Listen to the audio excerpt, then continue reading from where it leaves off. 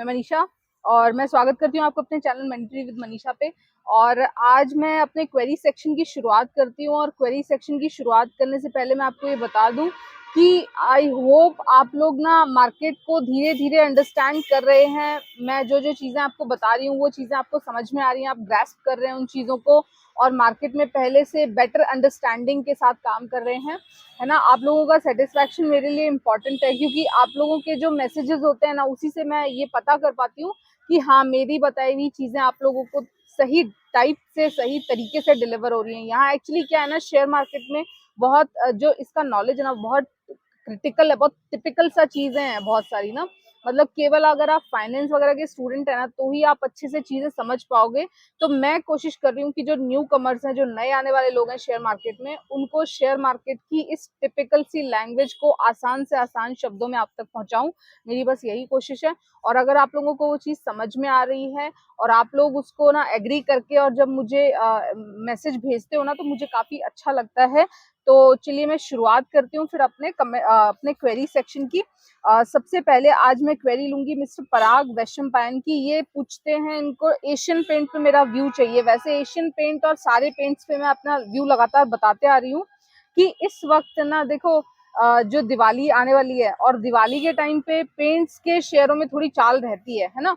वैसे तो सारे के सारे पेंट्स और खास करके एशियन पेंट ना, जो ये कोविड वाला टाइम चला था ना 2020 से लेके 22 वाला, इसमें एक बहुत बड़ी रैली दे चुका है। और एक लार्ज कैप भी है, 3 लाख करोड़ मार्केट कैप की कंपनी है ना।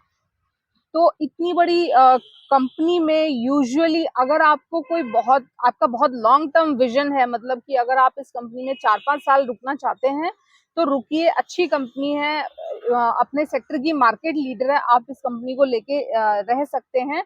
लेकिन अभी इन दिनों में ब्रेंट क्रूड को लेके काफी ना दिक्कतें आई हैं। ब्रेंट क्रूड काफी महंगा हो गया था और रॉ मटेरियल है, ये जो क्रूड ऑयल है ना, ये सारी पेंट्स बिजनेस के लिए रॉ मटेरियल का काम करता है। एक और कंसर्न इस कंपनी में मिला है, वो ये कि जून में म्यूचुअल फंड्स ने इसमें अपना स्टेक कम किया है। तो जून में अपना मतलब स्टेक कम करना, म्यूचुअल फंड्स जब स्टेक कम करते हैं ना, तो उस कंपनी में मुझे थोड़ा सा और डर लगता है ना। क्योंकि पॉसिबिलिटी होती है कि वहां पे फिर ना या तो प्रॉफिट बुकिंग है या नियर टर्म में कुछ अच्छा पॉजिटिविटी नहीं है। तो दिवाली तक आप वेट कर सकते हैं। अगर आप एशियन पेंट्स में ऑलरेडी इन्वेस्टेड हैं तो दिवाली तक आप वेट कर सकते हैं। और जो भी है अभी इसका ये अपना सपोर्ट लेवल तो नहीं तोड़ना चाहिए, है ना। 3,000 के आसपास का इसका शायद प्राइस होना चाहिए, मुझे उतना अच्छे से मैंने जो देखा था। तो उस प्राइस के आसपास ये कहीं मूव करेगा। बहुत बड़ा जंप मुझे नहीं दिखाई देता। हाँ, हो सकता है 10-5% का गेन ये आपको दिवाली तक दे दे, तो आप लोग देख सकते हैं। ठीक है, नेक्स्ट बात करूंगी, इन्हीं की एक क्वेरी है अपोलो हॉस्पिटल पे। तो सर, अपोलो हॉस्पिटल आप क्यों लेना चाहते हैं? मतलब कोई ट्रेड रेड कॉल है क्या किसी की? क्योंकि इसके जून के रिजल्ट्स नेगेटिव हैं इस हॉस्पिटल के, और 5,000 रुपए पे इस वक्त ये शेयर ट्रेड कर रहा है। इतना महंगा शेयर अगर आप ट्रेडिंग के लिए भी लेते हैं तो उसमें क्या ही लेंगे, है ना। फ्रेश एंट्री के लिए तो इसमें मैं आपको बिल्कुल भी राय नहीं दूंगी। बिल्कुल भी मैं इस तरह की इतने बड़े कंपनी, मतलब इतने इतने बड़े शेयर्स में बिना किसी स्ट्रॉन्ग रीजंस के मैं बिल्कुल भी एंटर नहीं करना चाहती। और इस कंपनी का प्रॉफिट आफ्टर टैक्स, मतलब एक 5,000 रुपए पे जो कंपनी ट्रेड कर रही है, उसका प्रॉफिट आफ्टर टैक्स केवल 166 करोड़ रुपीज है ना लास्ट क्वार्टर का। तो सर पता नहीं आप लोग, मतलब आप इसे क्यों लेना चाहते हैं? कोई बहुत स्ट्रॉन्ग ही रीजन होगा। अगर आप इसको देख रहे हैं तो फिर भी एक बार दोबारा देख लीजिए। ठीक है, 5,000 का सपोर्ट लेवल मेंटेन करना ही करना चाहिए। अगर 5,000 का सपोर्ट लेवल मेंटेन नहीं किया तो इस स्टॉक में एक बड़ी सेलिंग भी आ सकती है। इस चीज का आप ध्यान रखिएगा। बाइंग सेलिंग रिकमेंडेशंस किसी भी तरह की नहीं है। अगर आपको मतलब गट फीलिंग आ रही है तो आप देख सकते हैं। मैं इतने बड़े शेयर्स में इस तरह के फंडामेंटल्स के साथ ट्रेड करना यूजुअली प्रेफर नहीं करती। नेक्स्ट बात करूंगी मिस नेहा जयंत मैम की क्वेरी है। ये कहती हैं कि मैम क्या इंडिगो 2342 के रेट पर ले सकते हैं? मैम आज आज का जो डे आज का रेट है, आज से 2500 चला गया। तो देखो, एक चीज बताती हूँ यार ना, मेरे साथ भी होता है अक्सर ना। हमें कंपनी फंडामेंटल्स बहुत अच्छे से पता होते हैं, कंपनी ये भी पता होती है कि कंपनी अच्छी ग्रोथ करेगी, लॉन्ग टर्म के लिए भी कंपनी अच्छी है। लेकिन बावजूद इसके ना हम पता नहीं क्या वेट करते रहते हैं। हमें लगता रहता है कि ये शेयर और नीचे आए और नीचे आए, ऐसा ऐसा लगता रहता है।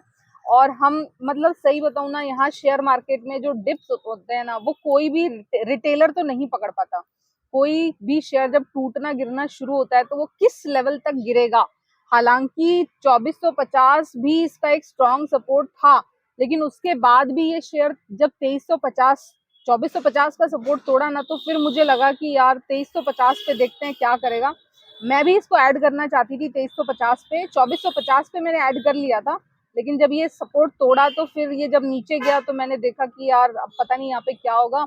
मैं लेना चाहती थी बट नहीं ले पाई, लेकिन इट्स ओके मेरे पास मतलब ये वाला इंडिगो काफी नीचे से भी है और काफी पहले से है, तो इसमें कोई दिक्कत नहीं है। देख लो यार, मतलब ये कहीं पे भी हाथ आता है ना।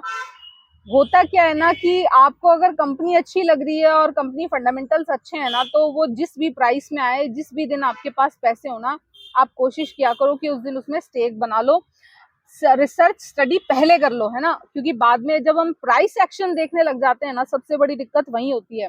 प्राइस एक्शन हम रिटेलर्स के हाथ में होता ही नहीं है, प्राइस एक्शन होता है ऑपरेटर्स के हाथ में। वो उसका मन करेगा ना, वो बिना वजह 1 महीने तक 2 महीने तक शेयर्स को नीचे नीचे करके रखेगा। उसका मन करेगा वो 5 दिन में शेयर को 20% चढ़ा देगा, है ना।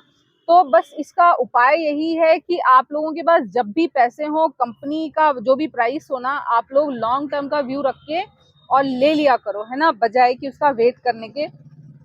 ये महाराष्ट्र बैंक पे 46 पे एंटर्ड है, ठीक है मैम, इट्स ओके, रखिए। 45 वैसे भी बहुत स्ट्रॉन्ग सपोर्ट है। आपने महाराष्ट्र बैंक को सपोर्ट के आसपास ही बाय किया है, तो ये अच्छा है बैंक, रखिए आप। बैंक का लॉन्ग टर्म पर्सपेक्टिव बहुत अच्छा है। वैसे भी सारे बैंकिंग में ही तेजी है, और महाराष्ट्र बैंक तो बहुत ही मेरा इस वक्त पर्सनल फेवरेट है। जितने भी बाकी सारे बैंक्स को मैंने स्टडी किया है और एक कंपैरेटिव एनालिसिस किया है सारे बैंक्स का, तो मुझे पर्सनली जो सबसे अच्छा लगा उसमें महाराष्ट्र बैंक का नाम है। ये कहती है कि क्या मैंने ज्यादा हाई रेट पे लिया है? मैम, कभी नहीं पता होता हमने कहाँ कौन से रेट पे लिया है, किसी को नहीं पता होता। देखो, कई बार अपने पास फंड्स नहीं होते, कई बार हमें गट फीलिंग्स नहीं आती, कई बार हम प्राइस नहीं देख पाते, तो बहुत सारी चीजें करती हैं। लेकिन हाँ, 45 के सपोर्ट लेवल पे आपने एक अच्छे सपोर्ट पे महाराष्ट्र बैंक बाई किया है। मुझे नहीं लगता मार्केट में किसी भी तरह की नेगेटिविटी आएगी, तो ये 45 का सपोर्ट लेवल शायद मेंटेन करेगा, मुझे ऐसा लगता है। बाकी ये कहती हैं कि जब मैंने इनको बताया था उस वक्त फंड अवेलेबल नहीं था, तो मैम कोई बात नहीं, फंड्स किसी के पास हर वक्त अवेलेबल नहीं होता। मेरे पास भी बहुत टाइम ऐसा होता है कि मुझे लगता है कि ये प्राइसेस इस कंपनी के लिए बेस्ट हैं, लेकिन कई बार ऐसा होता है कि उस वक्त आपके पास फंड्स अवेलेबल नहीं होते, तो इस चीज का रिग्रेट नहीं करना चाहिए, ठीक है। सो नेक्स्ट क्वेरी मैं लेती हूँ मिस्टर पराग वशमपायन की ही। ये कहते हैं कि please do guide about axis bank, your study is always up to the mark, thank you sir, guiding star for small investor like me. Thank you so much. मैं आपके ही जैसे लोगों के लिए मेरा चैनल है, कि जो बिल्कुल नए हैं, जिनको अभी शेयर मार्केट के टेक्निकल्स और वो वैसे टेक्निकल वाली लैंग्वेज उतनी जोर से समझ में नहीं आती ना, तो मैं उन्हीं के लिए मार्केट में हूँ अभी। एक्सिस बैंक पे बात करूंगी। सारे बैंक्स अच्छे हैं, axis bank, ICICI bank, IndusInd bank, सारे बैंक्स अच्छे हैं। आप चाहे जिसमें भी अपना स्टेक ले सकते हैं। लॉन्ग टर्म का पर्सपेक्टिव रखिए, लॉन्ग टर्म एटलीस्ट 6 महीने का आप व्यू रख के आप इन सारे बैंक्स में चलिए, आपको अच्छे रिटर्न्स मिलेंगे, है ना। इस वक्त इंडियन शेयर मार्केट में सारा बैंकिंग बहुत अच्छा है। और एक्सिस बैंक, मतलब देखो क्या होता है ना, आपके आपके पोर्टफोलियो में जरूर कुछ ऐसे शेयर्स होने चाहिए जो पोर्टफोलियो की मजबूती के लिए जरूरी है। तो 2-3 स्टॉक्स आपको ऐसे भी अपने अकाउंट में रखने हैं, डीमैट अकाउंट में रखने हैं। तो अगर आप उनमें से एक्सिस बैंक को कंसिडर करके चल रहे हैं, तो अच्छा बैंक है, धोखा नहीं मिलेगा, एक अच्छा आपको ईयरली किसी भी अच्छे म्यूचुअल फंड से बेहतर रिटर्न मिल जाएगा। कम से कम 15% का रिटर्न एक्सिस बैंक मेंटेन करके रखना चाहिए, ईयरली की बात कर रही हूँ, ठीक है। तो अच्छा बैंक है, आप देख सकते हैं। नेक्स्ट बात करूंगी मिस्टर पीयूष पराशर सर की। इनका लेमन ट्री पे बाइंग है 115 रुपए 87 पैसे पे, और ये लॉन्ग टर्म व्यू, मतलब कितना लॉन्ग इनको रखना चाहिए। तो लेमन ट्री पे ये मेरा व्यू पूछना चाहते हैं। देखिए सर, होटल अभी सारा अच्छा है, और अभी क्या है ना कि G20 मीटिंग हुई, और G20 मीटिंग के बाद बैक टू बैक अभी ये ICC वर्ल्ड कप शुरू हो रहा है ना, तो ऐसे में होटल इंडस्ट्री, ट्रैवल, टूरिज्म, ये सारा इंडस्ट्री चलेगा, है ना। जो भी आपके पास होटल है वो रखिए एक बार एटलीस्ट, अभी इनके इस क्वार्टर के रिजल्ट्स आने दीजिए। मेरे पास इंडियन होटल है। होटल आपके पास कोई सा भी, आप कोई सा भी ले सकते हैं, जो भी आपका पर्सनल फेवरेट है। और एटलीस्ट अभी इनके रिजल्ट्स आने दीजिए अगर आपको।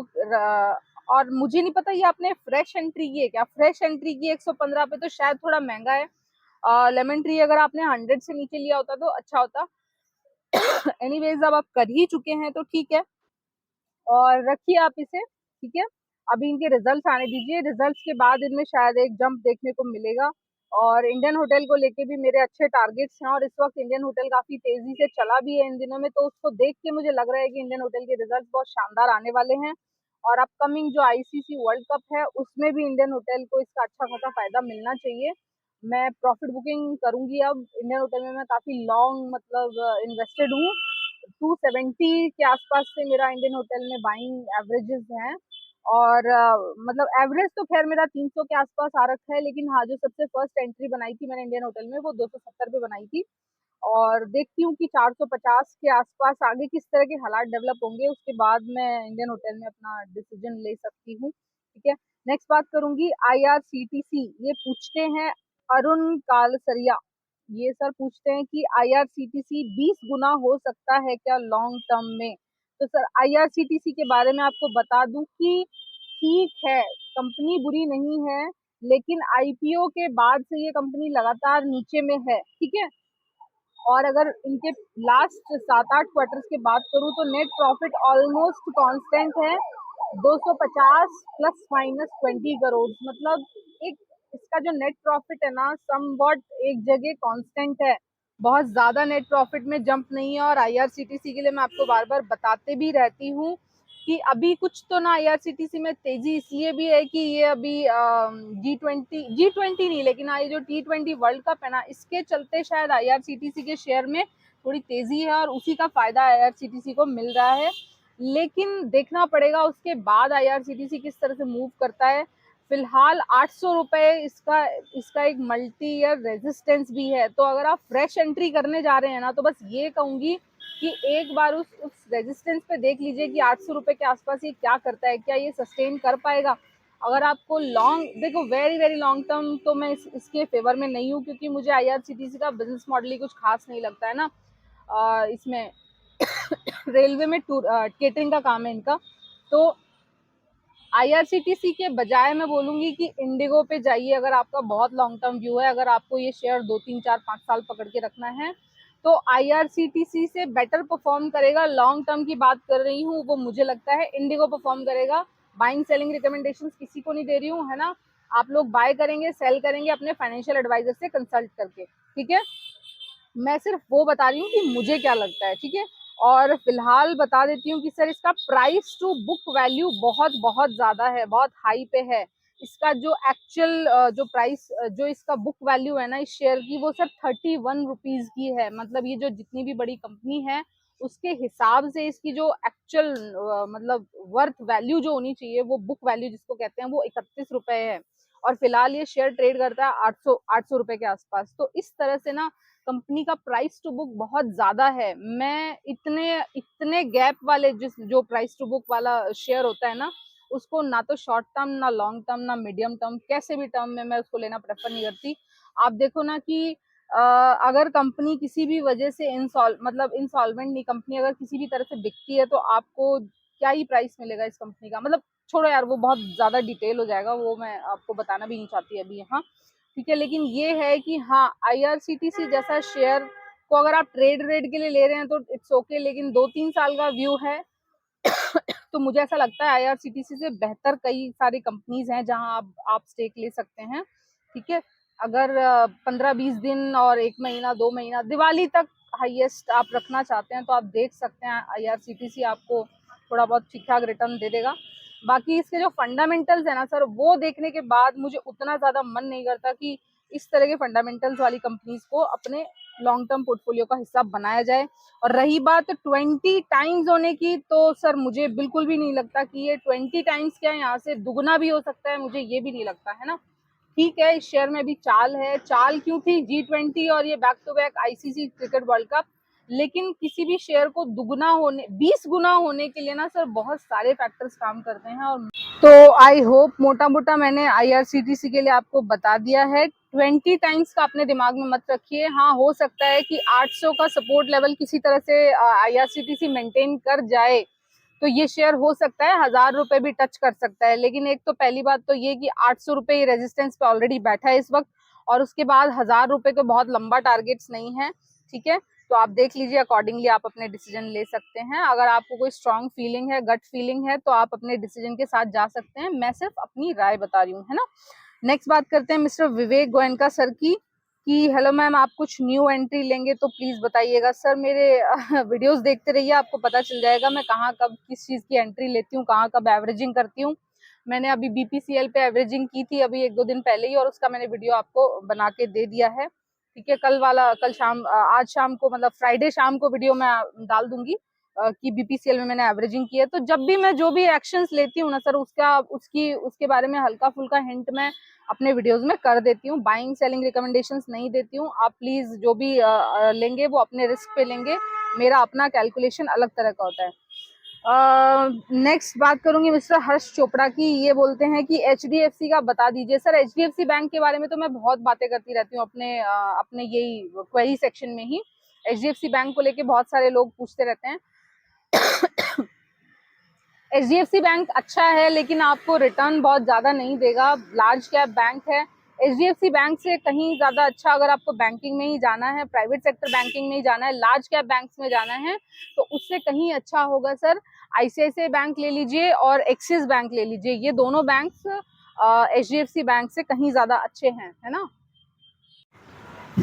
इन्हीं सर की दूसरी क्वेरी है, मतलब हर्ष चोपड़ा सर की दूसरी क्वेरी है कि मैम रिलायंस और BHEL का भी बता दीजिए। सर रिलायंस के बारे में मैं ऑलमोस्ट अपने हर तीसरे चौथे वीडियो में मैं बात करते रहती हूँ। रिलायंस से मैंने 2820 रुपए पे प्रॉफिट बुक कर लिया था, क्योंकि रिलायंस में अब जो अपकमिंग चीजें डेवलप होने वाली है ना, वो थोड़ा उतनी अच्छी नहीं थी सर।